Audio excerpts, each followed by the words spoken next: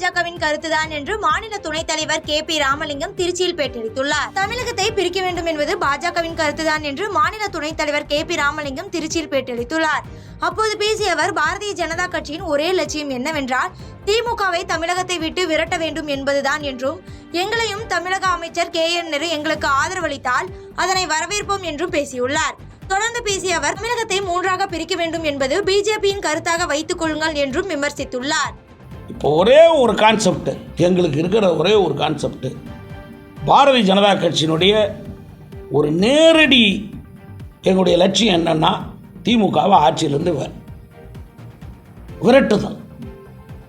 தமிழக ஆட்சி பொறுப்பிலிருந்து திமுக வெளியேற்றப்பட வேண்டும். அது எல்லோருடைய நலனுக்காக செய்ய வேண்டிய மிக முக்கிய லட்சியம் எங்களுக்கு. அதை நோக்கி பயணிச்சுக்கிட்டு இருக்கிறோம். இடையில் எதெல்லாம் வருது, அதுக்கு எங்களுக்கு யாரெல்லாம் ஆதரவு தர்றாங்க, தரட்டும், தந்தால் வாழ்க்கை வர்றோம், வரவேற்கிறோம். நீங்கள் சொல்கிற மாதிரி அவர் ஒருவேளை நேரு எங்களுக்கு ஆதரவு தருவதாக இருந்தாலும் வரவேற்கிறோம்.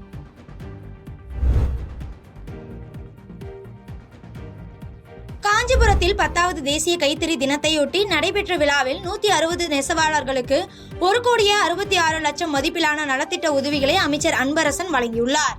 சுதேசி இயக்கம் தொடங்கப்பட்ட நாளான ஆகஸ்ட் 7ஆம் தேதி நினைவாக கடந்த 2015 முதல் தேசிய கைத்தறி தினமாக மத்திய அரசு கொண்டாடி வருகிறது. அந்த வகையில் இன்று 10வது தேசிய கைத்தறி தின விழா நாடு முழுவதும் கொண்டாடப்பட்டு வருகிறது. இதனைத் தொடர்ந்து கைத்தறி துறை சார்பில் காஞ்சிபுரம் அருகே அமைந்துள்ள தனியார் திருமண மண்டபத்தில் தேசிய கைத்தறி துறை துணை இயக்குனர் மணிமுத்து முன்னிலையில் நடைபெற்றது. இதில் தமிழக சிறு குறு தொழில் நிறுவனங்கள் அமைச்சர் தாமோ அன்பரசன் கலந்து கொண்டு கைத்தறி கண்காட்சியை துவக்கி வைத்து பார்வையிட்டார்.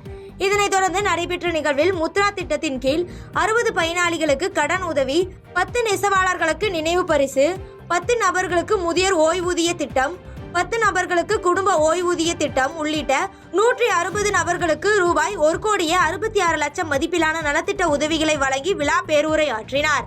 இந்நிகழ்வில் மாவட்ட ஆட்சியர் கலைச்செல்வி, சட்டமன்ற உறுப்பினர்கள் மற்றும் கைத்தறி ஊழியர்கள் என பலர் கலந்து கொண்டனர்.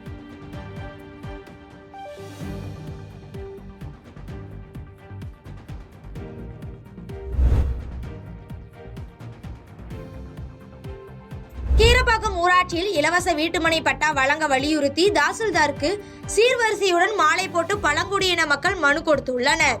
செங்கல்பட்டு மாவட்டம் காட்டாங்குளத்தூர் ஒன்றியத்திற்குட்பட்ட கீரப்பாக்கம், நல்லம்பாக்கம் மற்றும் வேங்கடமங்கலம் ஆகிய ஊராட்சிகளுக்கு மக்களுடன் முதல்வர் திட்ட முகாம் வண்டலூர் அடுத்த வேங்கடமங்கலம் ஊராட்சியில் உள்ள சமுதாய நலக்கூட்டத்தில் நடைபெற்றது.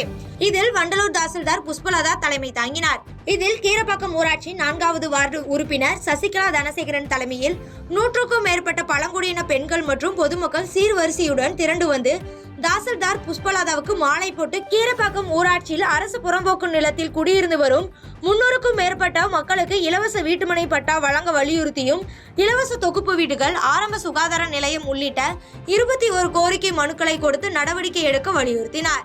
இதில் மண்டல துணை வட்டாட்சியர் கோபி உட்பட ஊராட்சி மன்ற துணைத் தலைவர்கள், வார்டு உறுப்பினர்கள் என 100க்கும் மேற்பட்ட அரசு அலுவலர்கள் மற்றும் ஊழியர்கள் கலந்து கொண்டனர்.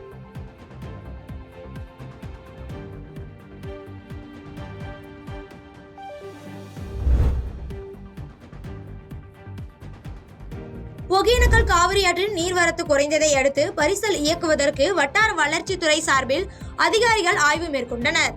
கடந்த 1 மாதம் காலமாக ஒகேனக்கல் காவிரி ஆற்றில் தொடர்ந்து வெள்ளப்பெருக்கு ஏற்பட்டு வந்ததால் சுற்றுலா பயணிகள், பொதுமக்கள் அருவி மற்றும் ஆற்று பகுதிகளில் குளிக்கவும் பரிசல் இயக்கவும் தடை விதித்தது. இந்த நிலையில் ஒகேனக்கல் காவிரி ஆற்றில் தற்போது நீர்வரத்து படிப்படியாக குறைந்து கொண்டே வருவதால் பரிசல் இயக்க அனுமதி வழங்குவதற்காக மாவட்ட நிர்வாகம் சார்பில் வட்டார வளர்ச்சித்துறை அதிகாரிகள் ஆய்வு மேற்கொண்டுள்ளனர். குறிப்பாக பரிசல் துறை மெயின் அருவிக்கு செல்லும் நடைபாதை உள்ளிட்ட பல்வேறு பகுதிகளில் ஆய்வு மேற்கொண்டு வரும் அதிகாரிகள் சுற்றுலா பயணிகளுக்கு எவ்வித பாதிப்பும் ஏற்படாத வகையில் அதனை சரி செய்யும் பொருட்டில் ஆய்வு மேற்கொண்டனர்.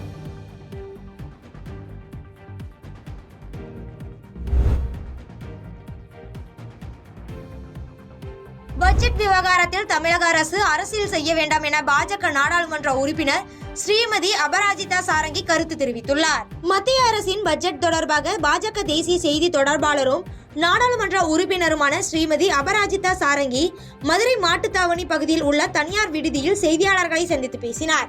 அப்போது பேசிய அவர், பட்ஜெட் விவகாரத்தில் தமிழக அரசு அரசியல் செய்ய வேண்டாம் எனவும், மத்திய பட்ஜெட்டின் மூலமாக மத்திய அரசின் நிதி மூலமாக ஏராளமான இலவச வீடுகள் கட்டித்தரப்படும் எனவும், ரயில்வே துறைக்கு முந்தைய காங்கிரஸ் அரசை விட தற்போதைய பாஜக அரசு கூடுதலான நிதி ஒதுக்கீடு செய்யப்பட்டுள்ளதாகவும் தெரிவித்தார்.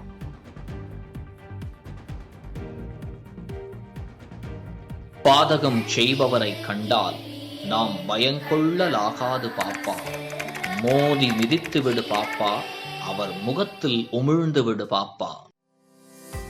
அண்மை செய்திகளை உடனுக்குடன் தெரிந்து கொள்ள இணைந்திருங்கள் இயம்நாடு தொலைக்காட்சியுடன்.